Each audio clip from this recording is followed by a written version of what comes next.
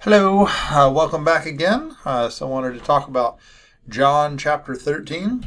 So just kind of as a reminder, this is just from our Bible study group. So we meet every week. We go through one chapter of John. So today is John chapter 13. I got kind of some slides, some handouts, a worksheet that we went through. So I like to make these videos just as an opportunity to share with other people some of the good things that we do together, some of the learning that we get. It's also, to be honest, a reminder for me for the next time we teach this, some things that we said this time that I wanted to not forget. So we start off with the same title slide, which is still true this chapter, but to be honest, this chapter is a little bit of a different focus. So the main thing here is that these things, so the book of John is written so that you can believe that Jesus is Messiah, the Son of God. By believing, you may have life in his name. Now, that is going to still be true in chapter 13, but to be honest, chapter 13 is going to start a section where he's talking to believers, right, to the apostles, like only. And so really it's, this section is going to be more advice for people that are on the good side of sanctification, right? So, not sanctification, but salvation, right? So this chapter, I got myself confused with big words there. This chapter is broken up into three pretty distinct stories. It's nice and simple, which is nice. So there's the story of Jesus washing his disciples' feet, which I'm guessing a lot of people know well. The story of Judas going out. So Judas leaves the Last Supper, mid-supper. So there's that story here in John. And then the last story, it's kind of hard to put a single word on, but it's Jesus talks about how he's going to the Father. He gives his new command about loving one another as I've loved you.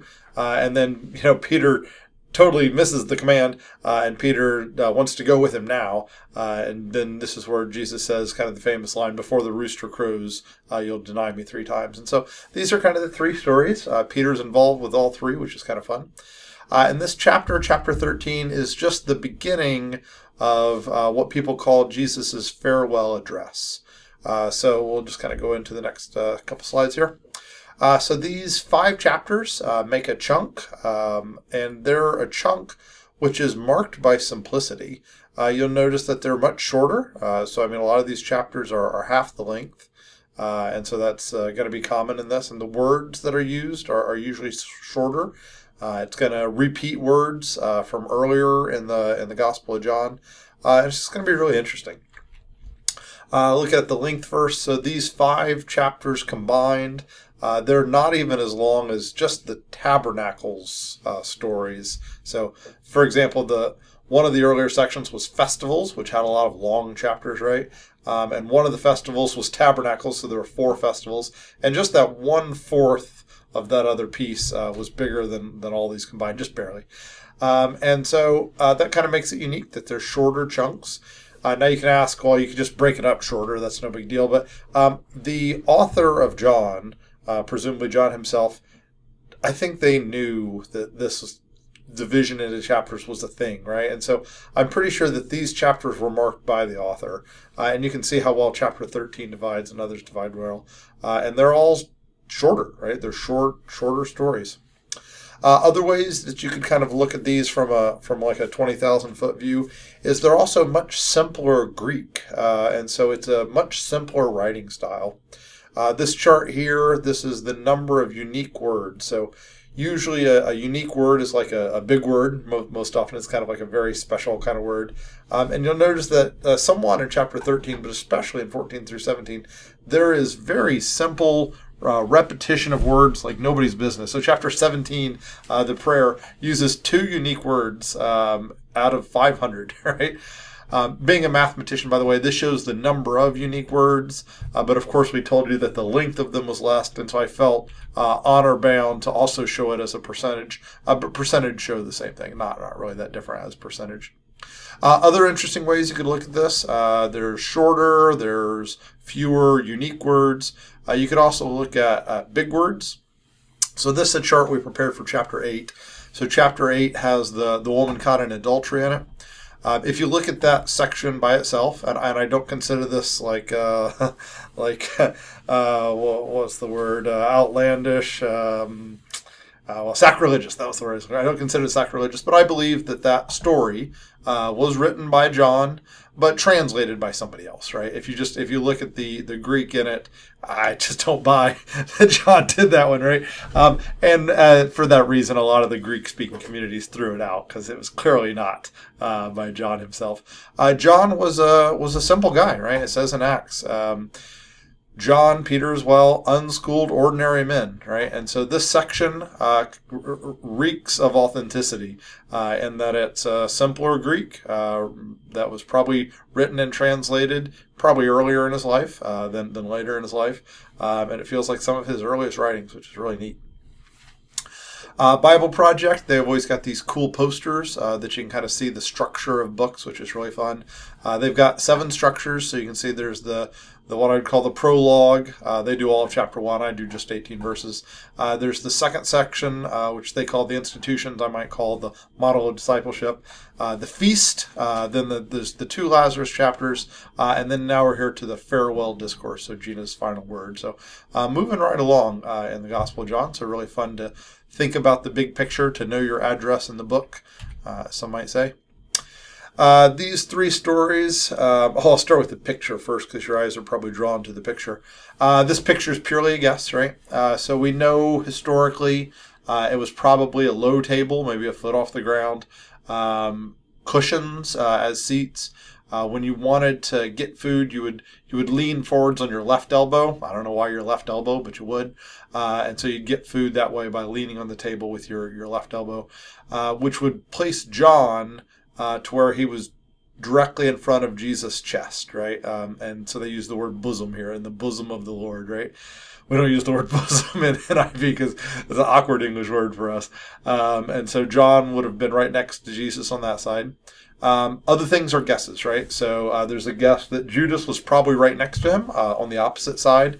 And the reason we think that is because he would dip the bread and then hand it to Judas. And so Judas was probably right there, right? And so it was an honor to be given the initial piece of bread of the dinner by the host. So he honored Judas at this time, which is crazy. Location of Peter, probably on the exact as far away as he could get from Jesus and John, because he had to signal to John. It's like, ask him who he means, right? And so there's a guess there with the drawing. Also, some people suggest that the way honor would go is that Peter was at the highest honor, Jesus put himself at the lowest. Other people say that Jesus was the host, so he would have been the place of honor, and then Peter was put as far away from him. Don't know, right? The one thing I will add is I bet this seat right here, I don't know if you can see my cursor just above Judas, I always guessed that one was James, right? Because, the mother asked if these 2 sons of mine could sit, one at your right and the other at your left. And so I bet that was James. So as soon as Judas left, I bet James was sitting right there. All right. That was just the picture. I digressed. So the story of the Last Supper here is what we're up to. 3 distinct sub-stories with some really good one-liners in them. So we'll read these again as we go. But Jesus says quotes like, unless I wash you, you have no part with me. So no matter what you try to do on your own, you're not going to get there without Jesus, right? So you have to be cleaned by Jesus to have a part with him. So you can't just do it. Other fun quotes, talks about no servant being greater than his master. I'm washing your feet, right? And now that you know these things, you will be blessed. Not if you know them, but if you do them, right? So putting it into practice is extremely important for us as believers. And the message of love here is just unbelievable. Jesus predicts his betrayal is kind of the second one. It's probably my least favorite of the 3 stories that here. It's still good, but the others are just so good, right? Has an I am statement in there. Talks about whoever accepts anyone I send. So he's very much a plan for the future. And you can see that the tone is just different here. It's not a believe in me, believe in God. It's very much a what do we need to do, right? A new command I give to you. This is my favorite part of this. Love one another. That's not really that new, but the thing that makes it new is as I have loved you, so you must love one another. That always puts me into a tangent about the golden rule and the modern golden rule and Jesus' version of this new command here. So I just made a slide out of it, right? So the golden rule, people would say, do to others as you'd have them do to you, is biblical, right? So it comes from a couple places that Jesus was quoted as saying. One is Luke 6:31, do to others as you'd have them do to you. That's probably the most direct. By the way, it's interesting. Luke 6:32 through 35 is, love your enemies, right? Which is this whole thing. It's like even sinners love those who are nice to them, but love your enemies and do good to those who mistreat you, right? Is important. And this first story is going to take place when Judas is in the room, right? So he washes the feet of Judas, the same as everybody else. Said again in Matthew 7:12. You can read it there. You could also phrase it not just do to others, but loving others. So that's where the quote from Leviticus comes in. So Jesus referred to this as the greatest command, along with love God. He cites it many times. But love your neighbor as yourself. Also, if you read between the lines a little bit, it might say here that you should love your neighbor as yourself when referring to other people that are in your family, right? And definitely it's nice to have Luke where he talks about loving your enemies as well, which is good. Our modern take on the golden rule, which I agree is an improvement, would be to do unto others as they would have done unto them, right? It's probably our better rephrasing that our culture and generation comes up to, and the focus being to know and respect other people as they would like to be treated, right? Not as you would like to be treated, but as they would like to be treated, which is good. And then Jesus takes it a step farther and says to love other people as I have loved you, which is just super interesting. All right, kind of got off on a tangent there. I'll try to get the wheels back on the bus. We always talk about timelines. So for chapters and chapters, we've shown this calendar of a whole year, right? So this is, of course, the Hebrew calendar. We brought this up in chapter 7, right? So we've been looking at this thing for a while. 7, 9, 10, 11, 12. When we hit chapter 12, we switch from a month calendar, this is our last meeting, to a week calendar. And so we switched to the week calendar because on 12:1 it says that he came to Bethany. The next day was the triumphal entry. Spent some amount of time both teaching and hiding for 3.5 days here. But really what we're focused on starting now in chapter 13 is this one day, right?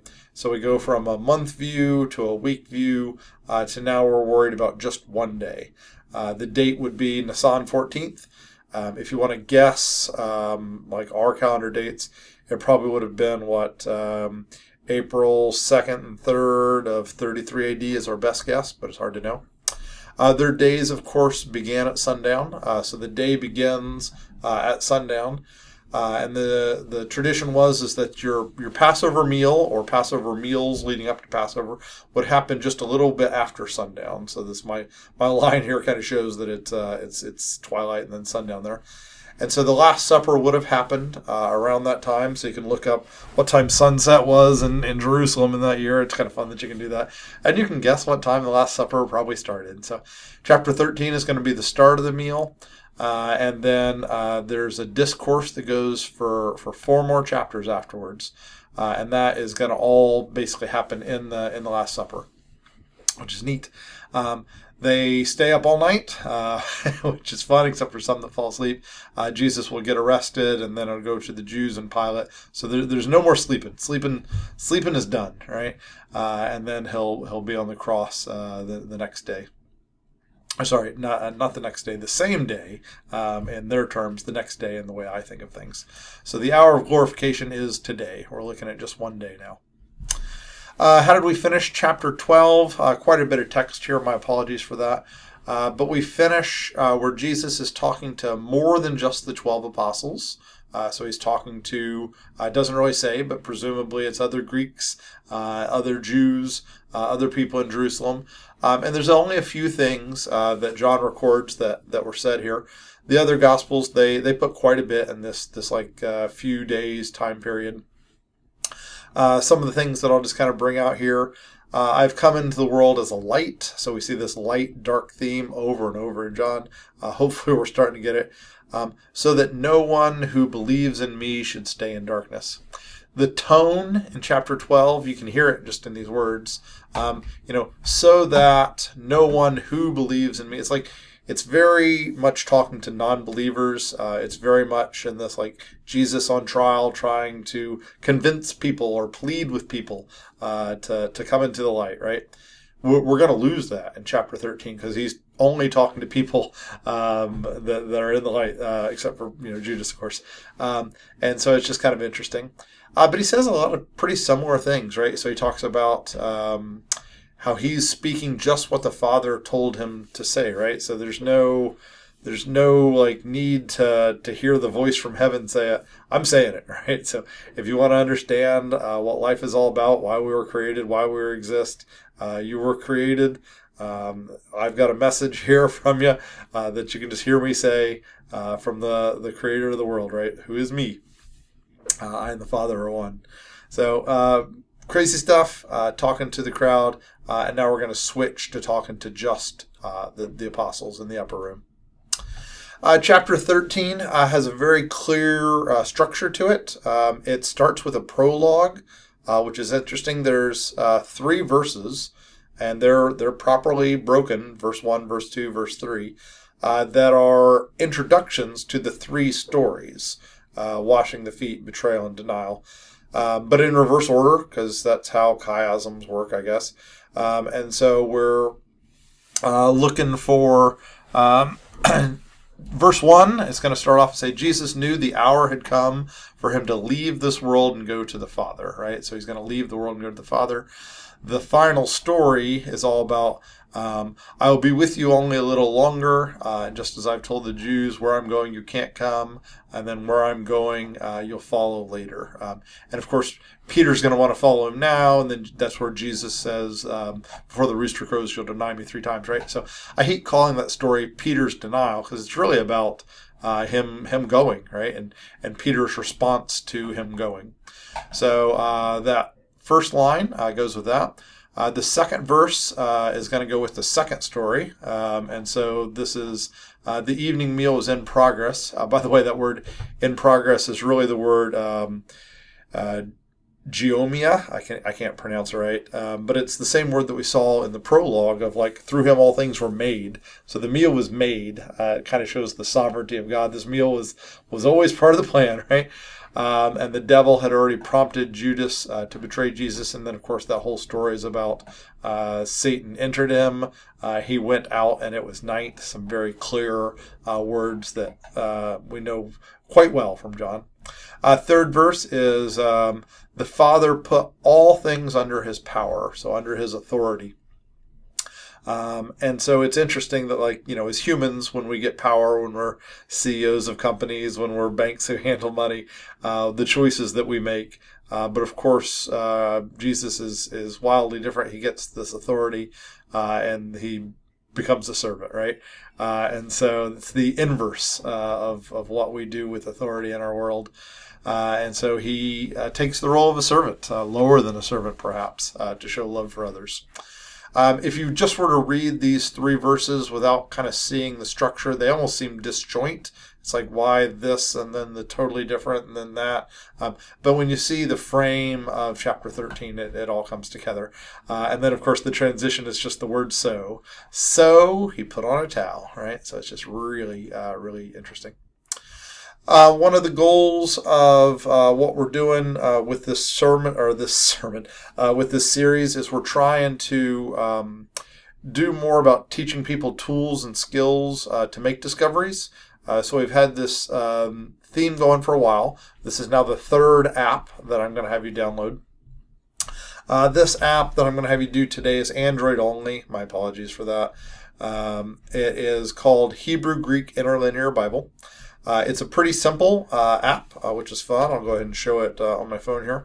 So it's this one right here. So the first week we did this with chapter 11 was literal word. The second one was olive tree, and then today we're on to Hebrew Greek Interlinear Bible.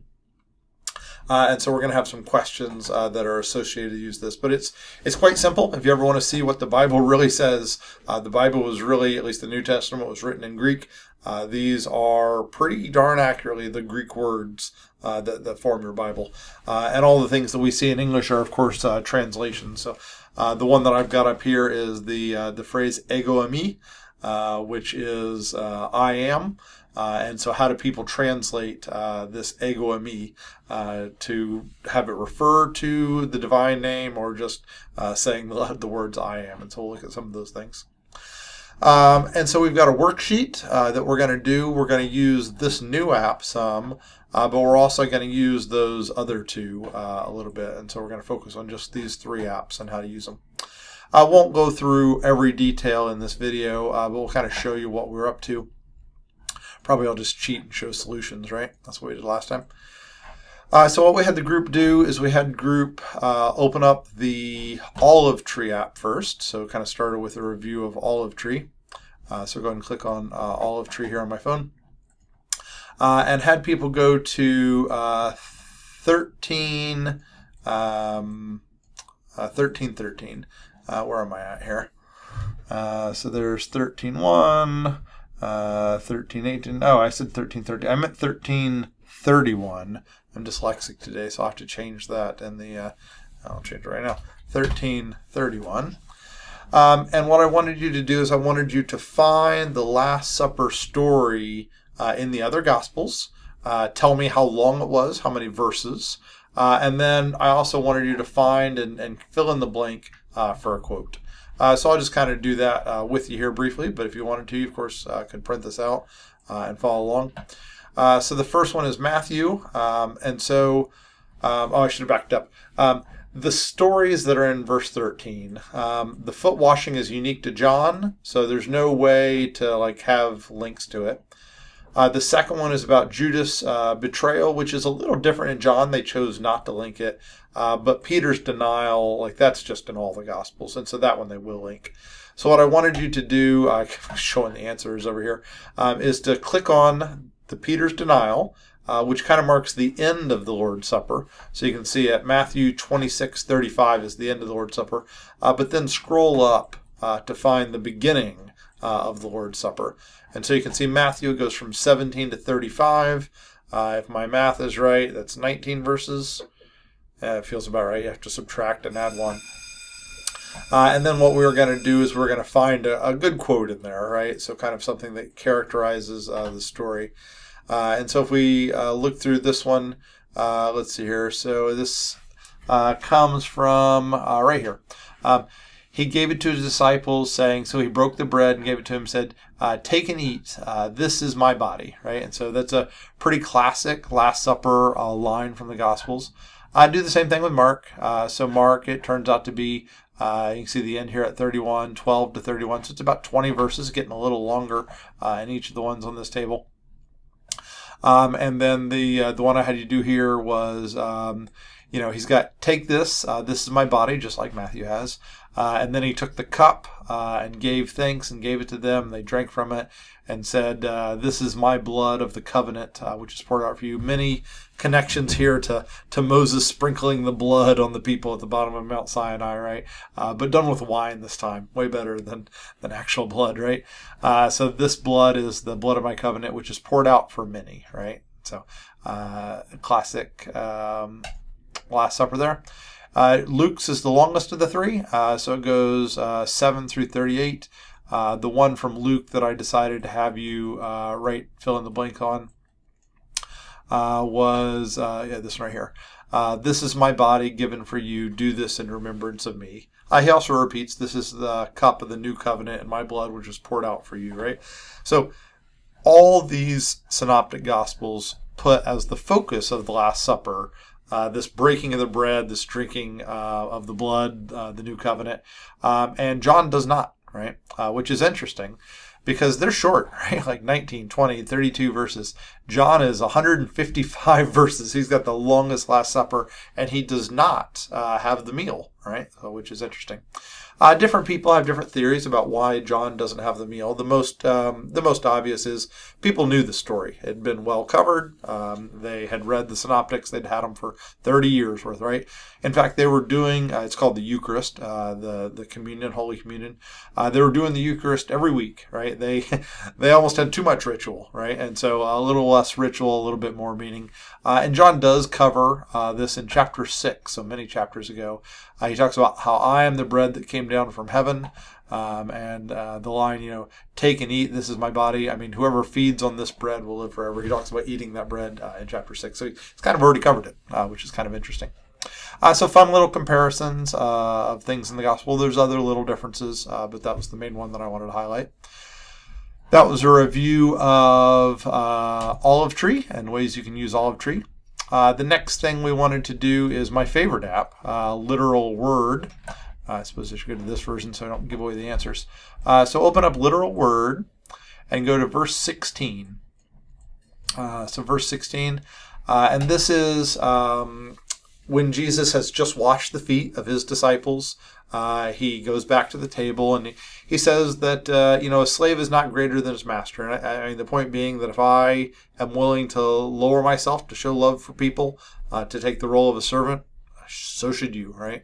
Also, not just giving service, but receiving service. That can be the harder part. And then he kind of gives this analogy. No servant's greater than his master. Yeah, we get that metaphor. No messenger is greater than the one who sent him. Yeah, we get that metaphor. But if you look at the words, these quote-unquote metaphors are barely metaphors. Because if you look at the word master, that's actually, kurios, which is the word Lord. So saying that a slave is not greater than his master or a servant is not greater than his master, like the word master means Lord here, right? So it's only half a parable. It's very directly something that they should be doing, we should be doing. I could also click on Messenger to answer the next question, but just to kind of show you a different tool. Let's close Literal Word. By the way, there's some cool bonuses we'll do with Literal Word later. Let's open up this interlinear. So this interlinear, it of course shows you the words in Greek order. It's pretty easy to read the Greek order because it's left to right, which we're used to. It just makes the English a little bit, it sounds like Yoda, right? When you put it in English words in a Greek order. And what I wanted you to do is go to 13:16. So you can just click on the verse up there, 13:16. Truly, truly, really amen, amen, which is kind of neat. I say, Lego, that's the word, which is kind of fun. A doulos, a servant, greater than the kurios. It's got the word the in there, which is kind of interesting. So you can see there's a pretty direct connection to the Lord there. Nor is a messenger. And so we're looking at the word messenger here. Messenger is apostolos, right? Which is pretty clearly the root by which we get the word apostles, right?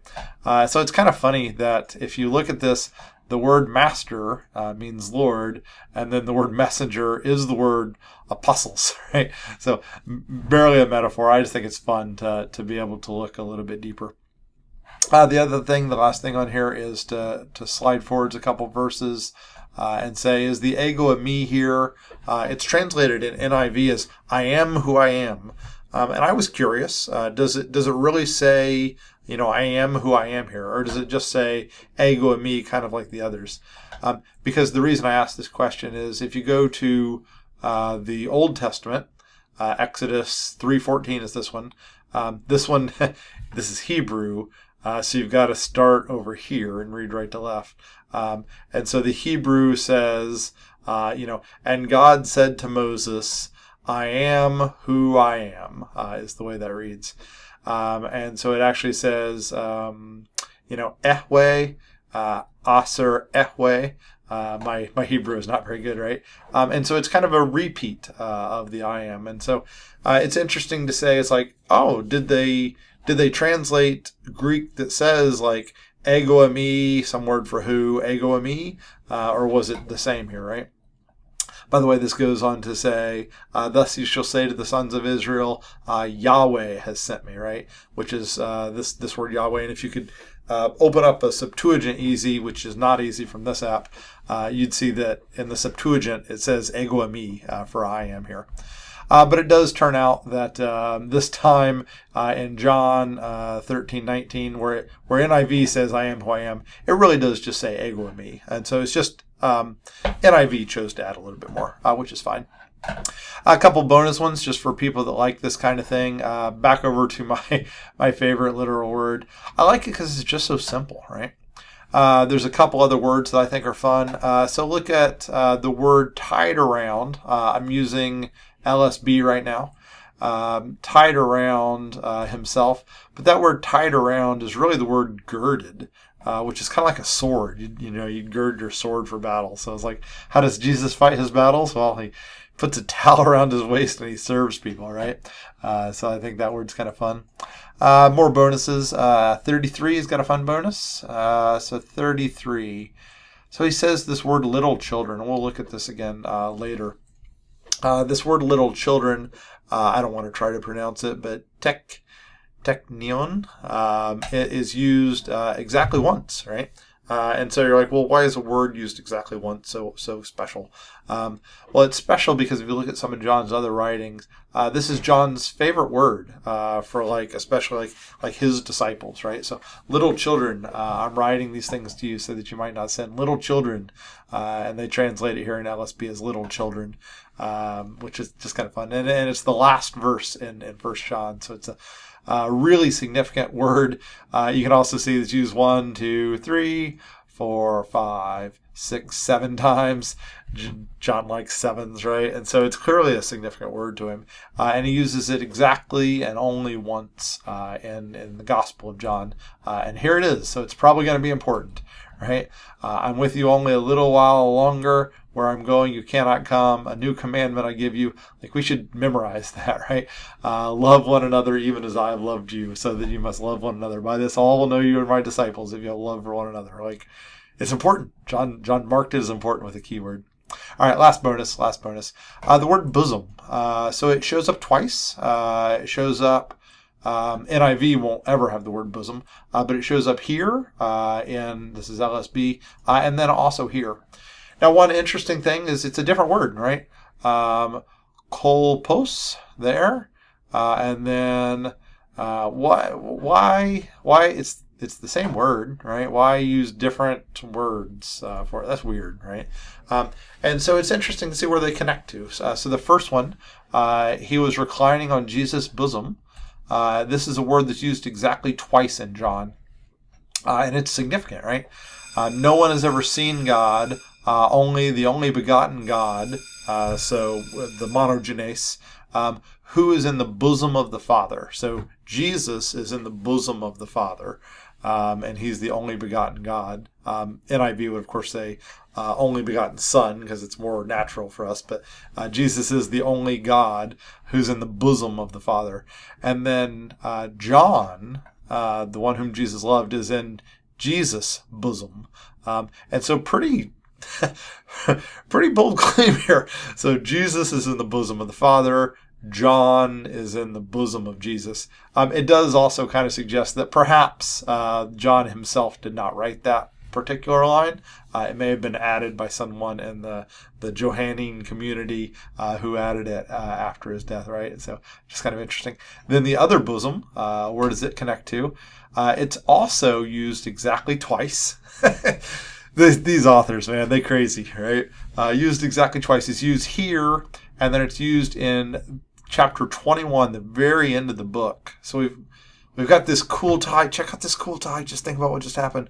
We have a word that's used in verse 1. Chapter 1, right at the start, and then right at the middle, and then right at the end. Oh, man, these people crazy. And so it's in reference to who wrote this book, right? So they ask, Peter turns around and said, "Who's this behind us? What about him?" It's like, it's this guy who's in the bosom at the Last Supper. And then it says in the next paragraph down, this is the disciple who's bearing witness to these things and who wrote these things, right? So yeah, sure, fine, people can help him, but he's the one who bears witness to these things, and it's John. It's so cool. All right. Tangented myself to where I've forgotten what we're doing. Those bonuses took a little while. Let's go back and look at some other things in chapter 13. There's 4 very truly statements. We'll just kind of see those as they come up, but that's quite a few of the very truly statements. It's the word amen, amen. The word amen shows up 50 times exactly. 50 kind of represents a number for man, so the Son of Man says amen to himself 25 times, shows up 50 times, and each one is significant, which is fun. Other things that are fun about this, Peter shows up in every section. So there's 3 stories and Peter's in all of them. The first one, he says, are you going to wash my feet? And he says, no, you'll never wash my feet. Then not just my feet, but my hands and my head as well. So it's funny that John is a story that moves forward through ironic misconceptions. And the stories move forwards this time through Simon Peter's ironic misconceptions, which is interesting. Shows up in the second story. He's the one who signals to John, hey, ask him which one he means. I would argue that Peter never got the answer to that question because Judas lived through that day, right? Peter was a man of action, right? So totally a guess, but I don't think Peter ever got the answer to that question. And then, of course, Peter's the one driving the story forwards on where are you going? Why can't I follow you now? I'll lay down my life for you, which, of course, gets the response of the rooster. So super interesting observations there. Another thing that's fun to do is to, compare to other gospel accounts. One thing that I just thought I'd highlight here is in Luke's Last Supper, obviously the cup and the bread are mentioned in there, but there's a dispute among the disciples as to which was considered the greatest. And that seems weird to us. It sounds like they're a cocky, arrogant, boastful bunch of yahoos. But anytime you have to sit at a table in this culture, where you sit is your level of importance. And so it's not surprising at all that they had this discussion because you have to sit down somewhere. And depending on where you sit is your level of who's the greatest. And it's just crazy that the Holy Spirit makes these opportunities to let Jesus show who the Father is, right?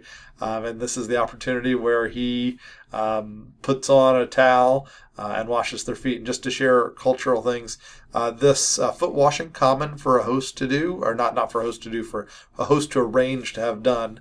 It was a slave's job. It was the job of either the youngest slave, and it was so demeaning, put you in a low status that they wouldn't have a Jewish slave do it. It would have to be, if they could, it would have to be a Gentile slave. So your youngest non-Jew slave, that was their job. And so they presumably they didn't have anybody to do it. So Jesus gets up and Jesus does it. It's this opportunity for teaching, which is really cool. Next things that we can do, I'm not going to do this, but these are super fun to do. You can watch chapter 13, so definitely recommend that you watch chapter 13. It's fun because you can see, there are artistic renderings of what they think happened, which is kind of fun. So we'll leave you that one. The first one is where the actors talk, which can be super fun. Jesus shows a little bit too much leg in that one. The second one is where they just read. NIV is what they read here. And so you can kind of see it's a little bit more they've done a little bit more of their homework. So I'd say the table setting is more likely to be set up well in this one. But it's fun to watch those things. We won't watch them here. Then the next thing we do in our small group is we start diving into the handout. So the handout is not the worksheet, and I will just kind of skim over it with you here. I recommend you take the time to read it in some form. Starts with this little 3-verse prologue, 1, 2, 3, perfect flip of the stories in reverse order, and you can read those. One thing I wanted to point out in this prologue is the word teleos, or teleu. So there's soccer balls throughout John. I call them soccer balls because of a Tim Mackey talk. And so one significant word is this teleos, which means completion.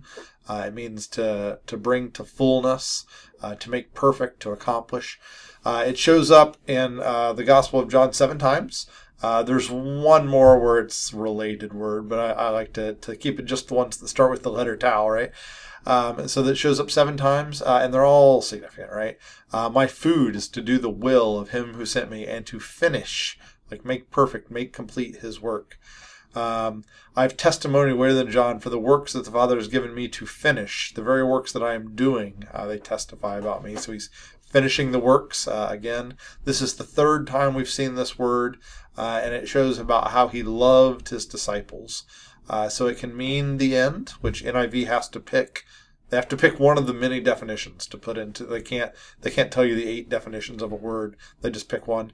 So it can definitely mean like to the very end, which some could take to mean the end of his life, but I think it goes well beyond that. Other translations say that he loved them to the uttermost, because it can, being modern, I think of sliders, right? So if you take a slider, like a love-hate slider, like Telios is sliding that sucker all the way to the right, right? So fully max love, right? We're going to see this theme continue to come up. You see it in 17, and then in 19 it explodes on you, concluding with Jesus' final words on the cross. It is Telios. It is Teliou, which is really just one word in Greek, Teliou. So super fun little prologue there. We get into what I consider the most significant of the 3 stories next. You can read about this. We've already kind of discussed everything in this, but it's a simple story. It's not hard to read. It's not hard to figure out what the message is. It's harder to do, right? So it's serving others, being a living sacrifice. Paul is going to pick this up in Romans and run with it. It's so fun to see how Paul takes things. So we go to Romans 12 here. Offer your bodies as a living sacrifice, so like to do it. And then it talks about, don't think about yourself more highly than you ought. And so like humility is important. It's so fun. He keeps on running with it. I won't go into all the things he says. Also embedded in this, which is a little bit more subtle, is receiving service. And so if you're supposed to do service, you should also receive service. And this is where I'm terrible. So I'm very bad about asking for help. I'm very bad about comfortably getting help. It's like I make it awkward, right? Cool. So first story, read through it, meditate on it for a while, have a cup of coffee. Second story is the prediction of the betrayal. Jesus is aware of the Old Testament, very aware. And he knows something that's going to happen. Like he's read it and meditated on it. And he is saying that it's going to be fulfilled, that somebody is going to turn against me. Lift up his heel against me is really what the phrase is in Hebrew. And he says that I'm telling you now before it happens, so that when it does happen, you won't be scandalized. You'll just believe that I am, right? You can see the I am soccer ball kind of keeps going through here. It's going to end with when they come to arrest him. I told you that I am, and they fall back, right, which is kind of fun. The I am theme, Bible Projects identifies 7 just because, 7, and so the ego and me statement said many times. It's interesting, they leave out the one in chapter 9 where the man said it, who'd been healed, who was blind from birth. He said, I am, right? But that's obviously a different kind of ego and me. 2 very trulies back to back in this section. Whoever accepts... I'll just read it. Whoever accepts anyone I send accepts me. Whoever accepts me accepts the one who sent me. So he establishes this chain of continuation. So obviously, like preparing them to go out. Very truly, someone's going to betray me. Simon Peter needs to know who this is. And so John, or the disciple whom Jesus loved, is the one who asks who it is. By the way, this phrase right here, we talked about this earlier, but this is what's going to come back up in chapter 21 at the end. And it says, the disciple who testifies these and wrote them down, that was the one who asked him this question. So this is the identification of the author of this book, which is kind of fun. Highlighted in orange, I'll just read these. You should read it all. As soon as Judas took the bread, and then for the sake of driving it home, that line is repeated. As soon as Judas had taken the bread, when we say something twice, it makes it more clear. Satan entered him, which connects very directly to the devil had already prompted him. A lot of people talk about the theology here. He wasn't forced to do it, right? Just because it was predicted doesn't mean he didn't have a choice. He made his choice. And he went out. if we've been studying John as long as we have, we see the word remain. We see the Holy Spirit landed on him and remained. People who remain. Jesus is going to make a place for you, a place where you can remain. And Judas went out, which clearly is significant. And it was night. It just sounds like such a casual comment of the fact that it was dark out. Obviously, it was dark out and you're having a meal at night. But it's said, of course, to be clear about darkness and light. So just so fun to see these just casual but obvious words that have been added by John. It's so interesting that they want to leave you meditation literature even more than just spelling out everything for you. It's just so interesting. Final section, which is usually labeled Peter's denial, but really Peter's denial is just the last two verses, right? It's really talking about saying that he's leaving, right?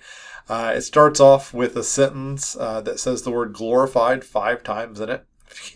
If you can't figure out the key word in that sentence, something is wrong. So glorification is a physical thing that you can see to understand the significance of who somebody is, the significance of what's happening, the reputation of somebody, to learn more about them. And so you can read it here, but it's going to involve glorification of God, glorification of the Son of Man, and this glorification will happen at once. So just written in a very poetic style, which is fun to read. The reference to my children, we've already discussed earlier, used once in the Gospel of John, and right here is the one and only spot, and used exactly 7 times in the book of 1 John, letter of 1 John, however you want to call it. And it concludes the book, so it's the final line of 1 John. And so he says it whenever he's wanting to say, it's like a mark of importance, right? And so it's used once here, which is neat. Most important one-liner in all of chapter 13. A new command I give you, love one another as I have loved you. So you must love one another. By this, everyone will know you're my disciples if you love one another. Little repetitious already with the love one another. It's going to come back, just as heads up. It's going to come back in chapter 15. I won't read it all. You can read it here. Love one another as I have loved you. Greater love has none than this. Calls them friends instead of servants because he's made known to them the plans. And that you're going to go bear fruit. Right? He's preparing them for what needs to go happen. And then he concludes with the same way he started. This is my command. Love each other as I've loved you. So interesting. It does not say read your Bible. It does not say pray. It does not say go to church. It does not say tithe. If you've only got time to say one thing, the focus is love each other. It doesn't even say love God. It says love each other, which is really interesting. So no matter how much theology you get, if you're not doing it in a way that shows love to each other, you're having problems. I can be guilty of that sometimes. I've been known to be a clanging gong at times. And then, of course, it's like Simon Peter wasn't even listening, right? So it's like, I say that I'm leaving, I say something wildly important, and Simon Peter, it's just like he wasn't even listening. So it does form a nice little chiasm in writing, which is good, but I feel sorry for Peter not making mention of it. And then Jesus replies with another very positive things. He says, where I'm going, you cannot follow, but this time it's got a but, right? But you will follow later. If you go look in chapters 7 and 8, you'll see this phrase a lot where I'm going, you can't come. Where I'm going, you can't come. Where I'm going, you can't come. It says it many times. And it references that up here. As I told the Jews, where I'm going, you can't come. And then finally we get the but. But you will follow later. You can't die with me now. That's not what I want. That's not the goal. Yeah, you're to be a living sacrifice. Peter, we need you moving forwards. But you will follow later. And there's predictions at the end of the book that we'll get to when we get to that area. And Jesus predicts that you'll disown me 3 times. So it's really interesting. This final passage here, it's kind of like, well, what is Jesus doing here? Does he want Peter to disown him? Well, no, obviously it's Peter's choice, but it's funny. In the other synoptics, they talk about the swords, right? Let's see here. Is it in let's see here, where is it? Is it in this one? Oh, maybe I cut it off just because it got too long. But in some of the others, it talks about, you will disown me 3 times, and then he tells them to take swords, right? Which is very reminiscent of God telling Moses to bring a staff with him, right? And they say, see, here are 2 swords. That's enough. And so it's almost like Jesus is setting Peter up for failure, is one way to see it. Another way to see it is Jesus is setting up Peter to have an opportunity to learn and to grow, right? And so the same with Moses. He was told to take his staff with him and then to speak to the rock. He, of course, whacks that sucker, and then gets told that he can't enter the promised land, which is crazy. But it's an opportunity for Moses to learn and to grow. Feedback for David was famines and plagues, opportunities to learn and grow. And Peter's getting the same opportunity here, and Peter's going to play such an instrumental part in growing the church, and a different role than what John will play. And so it's just really interesting. All right, I went on a bazillion tangents. That was probably an hour longer than I had originally planned. But First John, John chapter 13, starting us off strong with these three stories set up by these 3 prologue statements. Going to be really fun to see what comes in the next chapters.